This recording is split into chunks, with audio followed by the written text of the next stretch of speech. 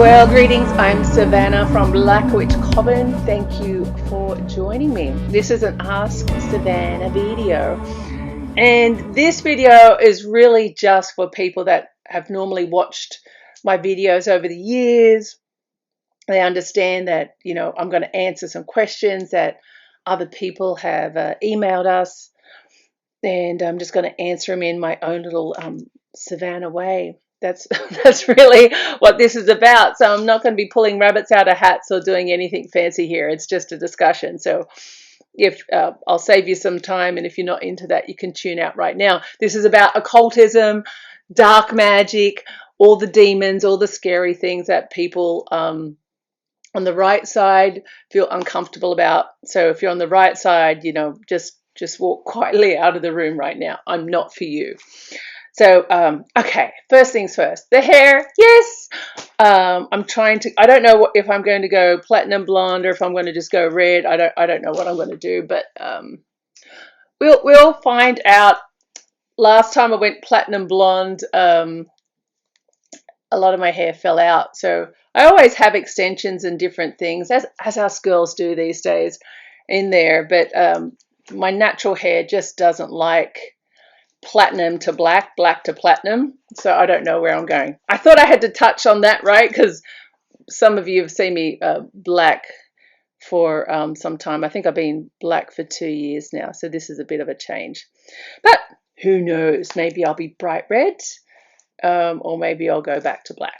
Where did I want to start? Firstly, I just wanted to start with that message, a lot of us received on New Year's Eve or at the beginning of the year, where basically the message was that don't get comfortable this year. COVID might be coming to an end, but don't get comfortable because there's another really shitty thing that's going to happen. And as soon as you feel like you're getting a little reprieve from that, something worse is going to happen. And now we know what that is. That is basically the war between Russia and the Ukraine. So now we know what that it was. And so, yes, is it devastating? Absolutely. I'm rooting for Ukraine myself. How do I put this? I have been quite blunt to some of the clients, long-term clients I spoke to. But I don't want to be really negative out there in the public because so many of you are doing little spells and rituals and prayer groups and all that sort of stuff to try and shift energetically, trying to help Ukraine. And how do I put this in a sensitive way? All of this type of stuff is already pre-written. It can't be changed. I know how that sounds, and I'm not trying to be negative here, but there's a reason why people like Nostradamus were able to tell or foretell things like 9/11. When we see things into the future, we can't quite, it's not like you know exactly what it is, because sometimes you see things, you can't pull it all together. But the point is that they're already pre-written. The outcome is already pre-written, and that's very much the case when it comes to what's going on between Russia and the Ukraine. It's not going to end well for the Ukraine. Now, I'm rooting for the Ukraine, but in another spiritual group of energy masters from my own sort of little tribe, they're all doing a big meditation session tonight where we all connect up to the vortex. So over the entire earth, there's a grid. So when you can actually see this grid, it looks like a whole series of triangles. I won't get too woo-woo. It's something a little different, but it's like a matrix if you want. And when you all connect together, you're trying to shift certain things in the grid so you can shift or change or send certain energy to affect the outcome. But there's things that are pre-written, like who is going to become king or queen, who's going to win a war, all of those, the old school wars and shit. All of that is already pre-written. You can't shift or change that. Doesn't matter which magic you damn do. you know, my heart goes out to the people of Ukraine. My heart goes out to the people of Russia as well. We've got a few secondary sort of level, you know, an outer core of members who are in Russia. And it's such a real heartbreak because they know what's about to happen. You know, we've discussed it very frankly in our group. And now the communication is being cut and they're on their own. That, you know, that upsets me. I think about them and not having enough food to eat, not enough resources, having a larger family and community that they support. That really breaks my heart. I think about the Russian soldiers. You know, these are young guys that you know, in their 20s, out there doing something that they really don't want to do, but they have to do it. Of course, I feel sorry for all the young Ukraine guys and girls, fathers, all those people that are displaced. You know, we've got one of our very good long-term clients who is an American, and he has left to go and fight on behalf of Ukraine. You know, that's as so many Americans have gone to do, to fight on their behalf. And, you know, we're lighting candles and we're praying to Lucifer for his, I'm personally, you know, asking for his safety. I want him to be safe. But the outcome of these type of things is already pre-written. All right. So the next thing I wanted to talk about was obviously the thing that's been going on for a few weeks now, and that's this person that's basically trying to impersonate my Instagram. And well, they're not trying, they're actually doing it. So they had my photo, they basically cut every picture, all of their IG profile is all Black Witch Coven or my images. They basically cut and paste, you know, that little message you have at your front of your profile, that she's a Luciferian Black Witch, all of that shit. He, actually, we know the name now. It's Charisse. Actually, I've got all your details. Charisse? Yes, Charisse. I know your last name too. I know where you live. I've got it all. I've got it all. So, but this dick face Charisse, yeah, she's yeah, but they've got a whole history of scamming. That's kind of their thing. So it's like whack-a-mole with this sort of thing. You squash one person, there'll be another dick popping up. And do I want to curse them? Well, now that I've got all the details, I can't guarantee that I'm not going to do something real quick. But I don't spend my day running around cursing people. It doesn't bring me joy. But anyways, you got to watch out for these dicks. And the reason why I'm talking about that, because not everyone here is a witch or an occultist. Some of you here are interested in this subject matter, and I understand it could be confusing. So here's the second thing I want to have a little bitch about.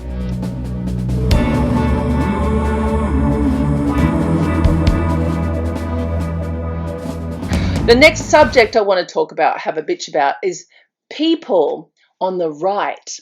I'm talking about the white witches. People like this who post little fairy websites full of crystals and light magic and let's do energy work on people. This situation happened with a recent client, and you know, she's come along to me after being, what she says is like thousands of dollars, fleeced of thousands of dollars, and I believe it. So they'll go to these other, you know, people such as this white magic. I won't call them out this particular one out by name, but anyway, so this other white magic person came back to the client and said, "All right, I need another $2,500 to actually get rid of said curse because it's just sitting here right now. If you don't pay me the $2,500 to extinguish said curse, I'm going to re-release it again." And the client's like, "What do I do?" I'll say, "Here's what you do. You just say, fuck off, you're a dickhead, and I don't believe in you. Like, it's hard to do because, like, I know there's so much fear, but these people are full of shit. By their very nature, if you see somebody and they're claiming to be on the right-hand side, or they're Wiccan, or they're, some light practitioner, and they're doing that level, that goes against their own rules. You can't have success in your system of magic if you're breaking your own fucking rules. Like, you just can't. I could talk about this a lot too, because I have other magical systems where I feel like it's just a gigantic farce. The system that you're working within and your beliefs and how you're practicing, no wonder nothing fucking manifests for you. It can't manifest by design. It's broken by fundamentals. It's broken. And it's the same as this level shit. Just tell these people to fuck off. That's what you need to do, because they're absolutely fucking liars. And I'm sure some of them are watching me now. Feel free to write in to us and tell us how I'm fucking wrong. But you won't. You'll scurry like a little cockroach under your rock. I'm really passionate about this because us on the left-hand path, I'm not saying we're angels by your eyes, and I'm not looking for you to like me. But these people damage the whole reputation of spiritual practitioners by being so fraudulent. It is what it is. It's never going to change. But just buyer beware. If you see somebody charging you $2,500 to dispose of a spirit that they supposedly removed, they are full of shit. And please, prove me wrong. I want to be proven wrong. Show me how you've got your Ghostbuster fucking unit out the back that you're hoarding spirits, and if someone doesn't pay you a stupid amount of money, you're going to release the spirit back. I like, stop watching movies, you dumb. Fucking hell. And they say that we're the bad ones. Like, come on now. Come on, Charlie. So let's talk about something positive now. A quick chat about my Australian visit. That was really awesome. I finally got my passport. That was kind of a big deal.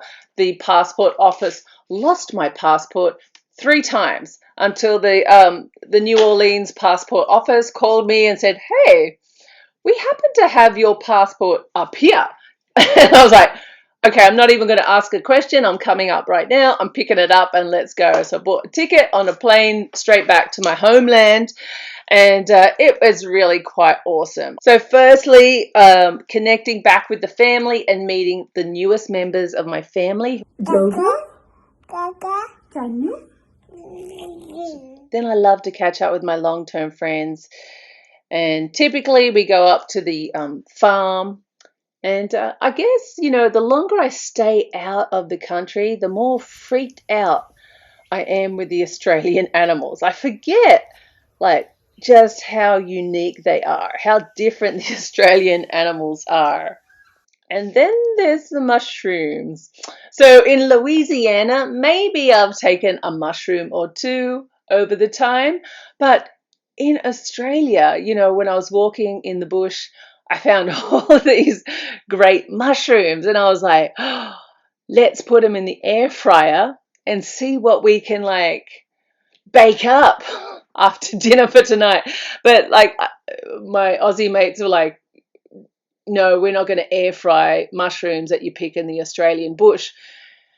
And I must admit, I was not convinced that that wasn't a good idea. If you're an Australian and you understand which mushrooms you can air fry and then eat to get a little, let me know. I would love to know too, because I'm like, damn, in Louisiana, I know. We've seen shit growing, taken it back and dried it out and ate it. So I was going for a morning walk, and I seen this, beautiful spot to go and sit down by the water. So I was approaching it, and then from a different angle, I could see the sun catch itself on this spider web. And so I stood back and I looked at it from a different angle, and this web wasn't just like a little couple of strands across from tree to tree.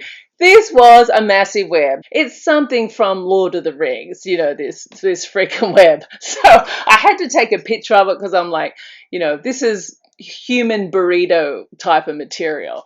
Like, you walk in this web, man, and there's a spider up there and he's just licking his little legs. And so it's like, I'm going to wrap this bitch up and pull her up here for like a TV time snack, And could you imagine how big the spider would have to be to be nursing that web? I can't even imagine. So that was quite a funny, probably the biggest web I've ever seen myself, being an Australian, loving bushwalks. The human burrito web, like, no thank you. Of course, lastly, catching up with some of my coven members. COVID sort of isolated us, and some of the rituals that I only had time to do with the group back home were more left-hand path rituals.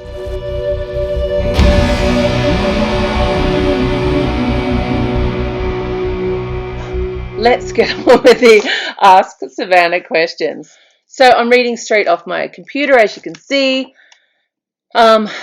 This is from Sean. Sean says, I created a little ceremony with my wife during the full moon. It's fun, but I'd like to take it further down the dark path. Any suggestions for music, ornaments, or prayers? Simple, not elaborate. Most of all, do you have any advice on bringing my wife along with me? So I really dig your question, Sean. That's really cool. So the full moon, what is it about? So I believe, especially when you have a partner, and they could be a little bit nervous about this. So let's think outside the box. And of course, I'm talking straight off the cuff here. But I think a husband and wife, you are now the main people. You've got a contract between each other, and you are now connected. This is you against the world. You have made a commitment that it's just you and her and the rest of the world. Everyone else follows outside like onion layers, right? So it's just you two. And you may not agree, nor should you, with all the things your spouse says. You're an individual, they're an individual. But what you should do is have some shared vision, some shared dream, this higher purpose. And what you can do, especially for the full moon, where you're charging, you're using the energy of this planetary lunar night to charge, to bring energy towards this dream. So one way is to, on a mundane level, you could create vision boards, blah, blah. But as a witch or an occultist, create a sigil. I've done videos before on sigils, and one of my clients actually told me there's this website that if you punch in and I know he probably watches this, so feel free to write a comment or tell me what that was. I think you did tell me before, but it's this website and basically creates a sigil for you if you can't create a sigil yourself. I thought that was really cool. I mean, we do sigils. Max from our group does sigils, and it's like an hour and a half ritual. But yeah, why not try it out with this other website? Probably takes 5 seconds, whatever. But create a sigil that has your purpose, this shared goal, your shared dream. And then there's lots of things on it. You said keep it simple. The simple thing that you can do as a couple is hold hands, because even if there's two of you, holding hands and sharing that energy. So when you look energetically at people, when they're like, everyone has a current. Everyone here has currents, and you can see that, or some of us can see the current. When you hold hands, now this current is moving between us, right? We're raising that frequency, and then you're charging that into an intention or purpose. So I have, like, my top goals, my top level goals, they all have their own sigils or their own servitors, specific, that are just aiming for exactly that you're chipping away at every single month, right? So my New Year's Eve ritual, for example, I'm creating this servitor or vision, and I'm charging that throughout the year. So that's exactly what you can do. So your servitor could either be a diagram that you create together, especially if she's new. Get creative, create one yourself, and maybe that sigil could be something you put on, you print out, you put in your wallet, or while you're lighting a candle and you're saying a blessing for what you want for the relationship. That's something really simple you can do, but you're charging this with the frequency of the full moon, which is important. Taking it something different, you could take it into the sex magic. So creating that same sigil, and of course, I've got to keep this PG because it's open YouTube, but either putting that under your mattress, but thinking about that, raising the energy through the act of making love, holding on to the energy. So, like, don't orgasm until, try and hold it back for as long as you guys can. When I'm doing this, I'm actually always connecting to the spirit. So I'm there in the moment, but I'm also keeping the higher purpose there. And I'm raising that frequency, and then at the time of climax or orgasm, you're completely releasing it. It's very, very powerful. So husband and wife, to do that with your shared gold, try that if you're not already doing it already. But that's something that's not too freaky. Like, it's not like a big witchcraft ritual. So it shouldn't be too intimidating for anyone. And there's lots of different things you can say to her about that. All major companies have sigils, or logos, we like to call them these days. So you're creating basically a family logo, crescent, whatever, that you're putting that energy into. When we're looking at the Black Witch Coven, for example, ritual, for the sigil, it's all about power, protection, success. I know that one of the sigils was all about for the spellcasters, for certain energy around that. So all these little sigils across the globe all have enchantment put into them. So try something like that if you like. I'm going to answer this one because it's something commonly we get asked, and I'm sure many of you out here are thinking the same thing. So Lankesh, probably pronounced your name wrong, my apologies, says, "Hi team, I want to sell my soul to the devil. What's the procedure for success in life?" So that's two different questions. "I want success in my life under any circumstances at any cost. Please help me out to be successful. I'm ready to do anything." I like to say, what are you currently doing now to help you with that? So don't sell your soul to the devil because you feel like the devil is going to give you what you're not willing to do. That's the easiest way to put that forward. So when selling your soul to the devil, sort of like, it's for me, it doesn't cut it to say that, because I didn't just sell my soul to the devil. I'm completely immersed in the left-hand path. So I call that whatever you want to call it. I don't care. But it's like I'm a quintessential pagan. I'm totally immersed in the dark gods. And because I believe in the dark gods, I work with them all the time. So do I have 1,000 pacts with the devil or the devils? You could say yes. You could say yes, if that's what you want to say. But understanding the dark current means that I have to work alongside them to achieve my goals. This isn't a Jesus where you praise to Jesus and Jesus is going to provide you. Has Jesus provided? I don't think so. I don't hate Jesus, but has he provided shit? No, because he's dead and gone. He was a man and he died, and now he's off. And everyone made a story after he's died, and that's what you're all following for the next, we're living the same bullshit from 2,000 years ago. That's what you believe. But the dark gods, if you wipe all of that bullshit off,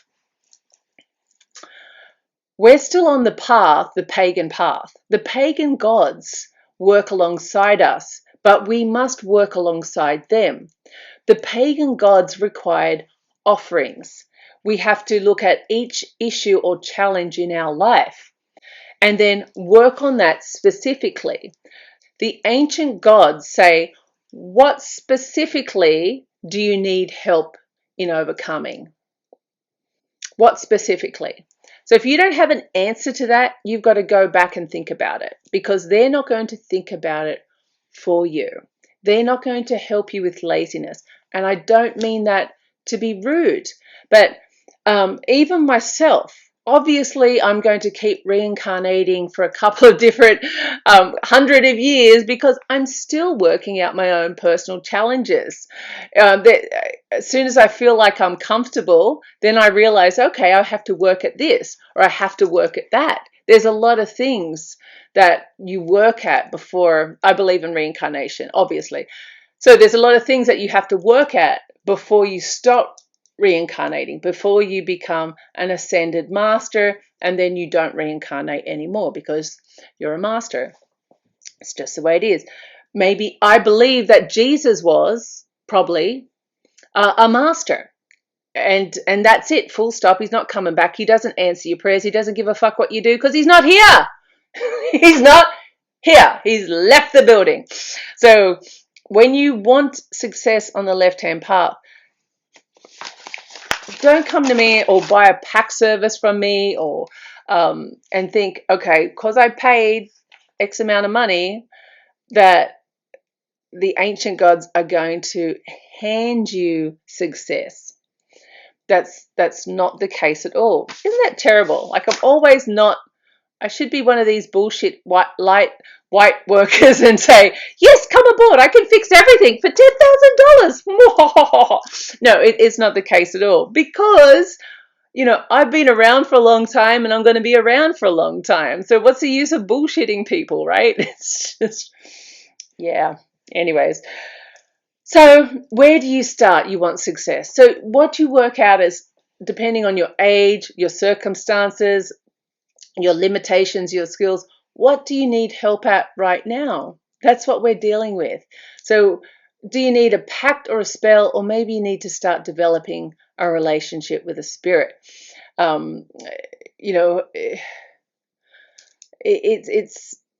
It's really quite simple, but people make it far more complex, because it's complex because it requires effort. And people feel, just to be honest, and you probably can admit to this if it's true, you feel like because you might pay me, say $200, $300, $400, that I'm going to create success for you. But what does success mean? Success means something different from you at this point in life from later on in your life. Success changes. What I think is successful 20 years ago, I wouldn't think is success now. It changes along the way. Sometimes the deeper down this rabbit hole you get, the less materialistic you get, the less you actually want, the more you just want connection with the spirit. I'm a whore for spiritual connection. I'm so immersed. I'm so immersed in the dark current. I can't get enough of it. I would rather that than a Lamborghini, a new handbag, a new pair of shoes. Like, all of these things fall away. So I say that because, what does success mean for you? What do you want? And that's why I'm really into more strategic goals. What do you want for the next year? Let's work on that right now. So hopefully, you might have to replay that a couple of times because it's not a straight answer. Do a pact, you get what you want. That's not going to come out of my mouth. So try and understand what I'm saying here. And some demons require a dedication or a pact. Not all of them do. But decide how much effort you're going to put in. If you don't have time or effort, just don't do it. That's actually my advice. Now, George asks, what's a way to properly banish an unwanted spirit without using unnecessary spell work? A way that isn't like the lesser banishing ritual that erases every other magic you have in your space. Thank you, Savannah, for your words, George. That's another challenging question, George, because it depends on what type of spirit is in your space and how that spirit got there. Yeah, so for certain spirits, like if you know how to do the lesser banishing ritual, the pentagram, of course that's a great one to try and do. But like it doesn't get rid of all spirits. Is there a vortex in your house? Are the type of spirits ghosts or things like that? Are there spirits that you brought in through witchcraft rituals? Were they put into the space? Were they self-created spirits or negative energies that are floating around the space? There's so many different types of energies that could be in your space. The easiest way to do it without spell work is to raise your own vibration so you're not connecting with a lot of these spirits. So that's what I personally do. I can I'm always summoning different things, and I can't even imagine. Some people have said the amount of demonic or spiritual energy, if you could see between here and the sun, it would block out the sun. That's how much there is. And of course, from the beginning of the time, all the dead things, or the things that are the interplanetary things, or the legions of demons, or the spirit, so much around you. So the best thing you can do is raise your own vibration without spell work. The cheapest way to do it is to raise your own vibration so you're not connecting to these spirits, all of these spirits that are everywhere. If you're vibrating at a certain level, they can't stick to you and they don't bother you. So that's why none of, I won't say, well, they're not connecting to me, or I'm not bothered by them, even though they're here. There's lots of things that wish me harm that's here. The thing is, if you feel like there's not things that wish you harm, you're behind the 8 ball already. That's when you come under, when you feel the attacks that you're under. I can't even imagine how many people out there in YouTube land don't like me and are sending shit my way. It's just a given. I don't even pretend that it's not happening, but I don't connect. It's a fleeting thought, and I don't connect to it. And so I can get on and do whatever I need to do. So that's the quickest way to do it. If there's something specific that's in your house or that you're trying to banish or get rid of, what you really need to do is look out for any portals. If there's any portals in your home, that's it. That's a tricky one, because sometimes spirits will leave your space and then they will come back through a porthole. So you think you've blocked it, and then like a year later, the spirit will pop back through the porthole. So if you can find portholes, close them down. That's really important. Other than that, if you're spellcaster, or if you have a property, people burying shit on your property, especially over in Asia and stuff, that's really popular, and that level of shit can really take you down. So if you've got, depends on where you are, you've just got to be always mindful of what could be potentially buried on your property, on your person, all of that type of thing. So I know I didn't really answer that in detail for you, but yes, it's not really, I don't call it spell work, I call it energy work for unwanted spirits. Okay, this is another question we get asked a lot by Leon.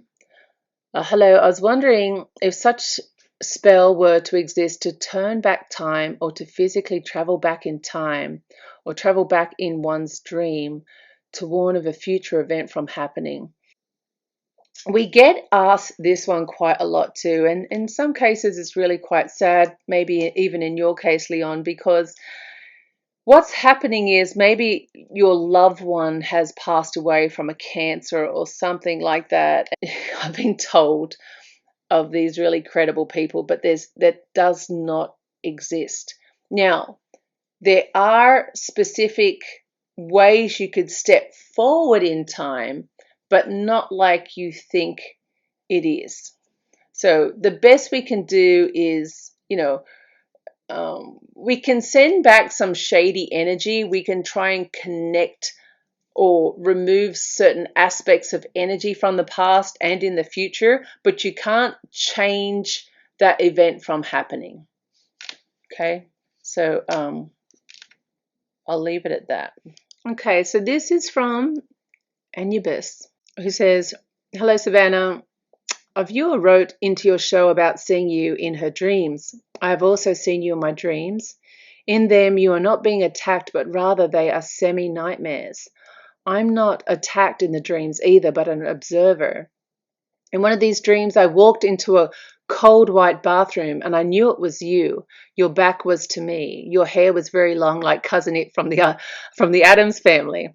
And then you turned to face me and your pretty face turned into a hideous one like the movie The Witches, where all the women witches met up and take off a mask.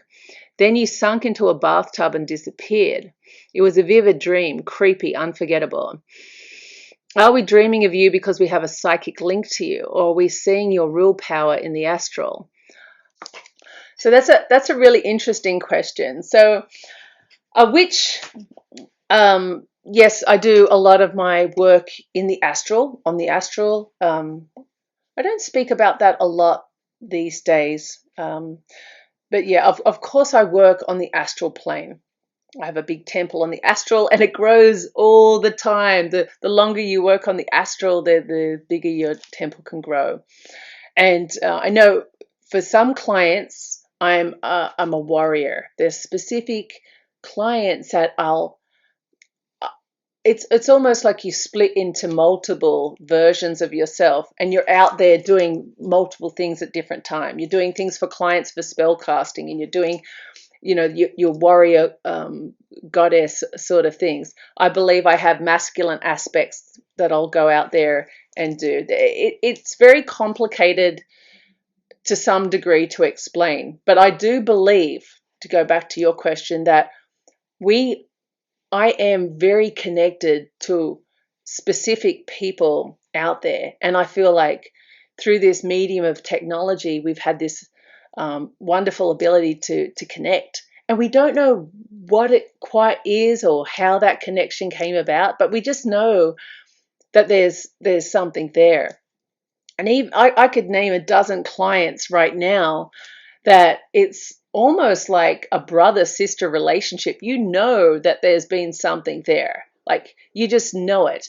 And you can't put your figure on it, but just energetically you feel a loyalty or a connection. In fact, there's other witches out there, other occultists out there. You just feel like that brother sisterhood, that connection. And it's such a beautiful feeling. Like when you step away from ego and you just tap into the frequency, it's really quite awesome. I know how that sounds, but it's really quite cool. But yeah, I do feel like, I do feel like we're definitely connected. There's definitely a link. So on a different note, I do a lot of spiritual hygiene where I have to cut the cords, because I might be a tough bitch, but I'm actually really empathic. And especially when I tune into people too much, I can feel like if someone died of a certain injury, it's almost like I feel it. I even get upset thinking about certain clients now. Like, you tune in, you feel what they're going through. It's such a strong connection, and you really have to do good spiritual hygiene to disconnect. But even still, I feel like the big sister to a lot of these clients that I'm connecting with. So I'm sure that people that piss me off, I'm going to come to them in their nightmares in a different mask. So like a lot of us who have reincarnated many times, we have different masks or different face that we're going to present at. And yeah, I have no doubt that I have a Kali style rip your face off without questioning it type of mask. But I don't know if I would do that to you. Um, but yeah, to answer your question, definitely I feel like a lot of us connect. So hopefully I didn't attack you. You sound like you're a really nice person. Tina asks, what spell is used to cure my grandfather of his cancer? He's very sick and not doing well at all, and I want to save him. So, that's such a tough one. And I try not to talk about cancer and my healing spell work because it was really controversial a couple of years ago. And, I hate to be, that's a lot of pressure to be called the cancer curing witch, because I don't ever believe anything is by my own ability. It's all through spirit.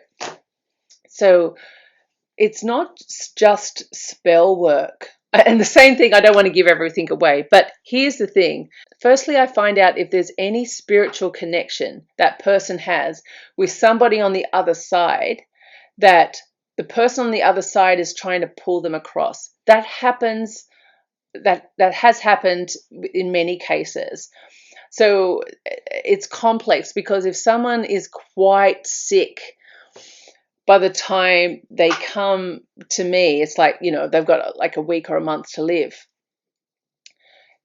Probably there's someone that's passed that's saying, look, it's much easier if you just come to the other side. So they're giving in. Their will is already giving in to that concept. So their body is just breaking down really, really fast. So as I said, it really depends. So case by case. Depending on the case, what you really need to do is firstly remove anything from them that could be stopping them from receiving the energy of witchcraft or rituals or whatever. So you've got to remove that, whatever that could be. Maybe it's a curse or hex. Maybe it's their own negativity. Whatever that is, it could be, whatever that is. You've got to try your best to remove that. Then you have to recharge their energy. There was a young boy in Australia, I won't say his name, just the other month. And that was the first thing we had to do, is like recharge the energy, reinvigorate him. He's a 12-year-old boy. He's got a spirit to live, but the doctors haven't give him a strong, a long time to live. But you have to find out first. Cut all those cords. Try and recharge him. And then when that happens, that's when I lay down some level of spell, depending on lots of different factors. Because, of course, I've got lots of different spells in my toolkit. I see which one's going to be most congruent to his path and his spiritual practice. And so you lay that down. But for us, I'm just saying what we do is that, our spells aren't thousands and thousands of dollars when it comes to cancer and stuff, because, each month that someone with like terminal cancer lives is a blessing. And so you have to be mindful to keep recharging that energy, because now on the mundane level, the body is starting to break down. Depending on how far the body's broken down is how far you can repair it. And so it's the point is, it's not just about a spell. You've got to think of it on certain different levels and work all of those levels, including the mundane level. Someone with cancer, you've got to make sure their diet is super, super clean. It's all about that gut and process, ensuring all the nutrition can work through their body as quickly as possible. So that's a whole like 4-hour lecture just there. But little boy, I will just say that he's pulling through right now. The mother wrote in the other week and said there was great success with him, and the thing is, you just can't just say great, that's it, and just leave it. This is something that you really need to just work on right now, because it's not just one and done when it comes to cancer. Now, I spoke about my own grandmother. She didn't have cancer, but she had liver failure, 3% kidneys she had, and was given 3 months to live. And in her case, I just had to do energy work, just to keep reviving her, and keep. So for 3 years, that kept on until I looked at her soul, and I could tell her soul was tired. And I remember that day just, speaking to Lucifer and just lifting all of that energy, and she passed. But that was selfish of me. And I'm only saying this because you said it's your grandfather, and I don't know how old your grandfather is. But for me, I knew I was being selfish. I knew that it was for me that I was keeping her alive, and that it was really her vessel was ready to be laid to rest, and that she was ready to go on to reconnect. So it's complicated. It's like casting a spell is simple, right? But you've got to look at all of those little variables. So I hope I've kind of answered your question. This question's from Lily. She says, "Hey Savannah, I was wondering if spiritual servitors form from low energy spirits that are willing to shift into a servitor in order to gain their own spiritual power, or what are they exactly?" So my servitors, or the servitors that we create, are their own beings at the point of creation. And through the intensity of your desire, you're creating its purpose. And then for our servitors, like when we hand them over to people, we've created this energy programmed with a frequency.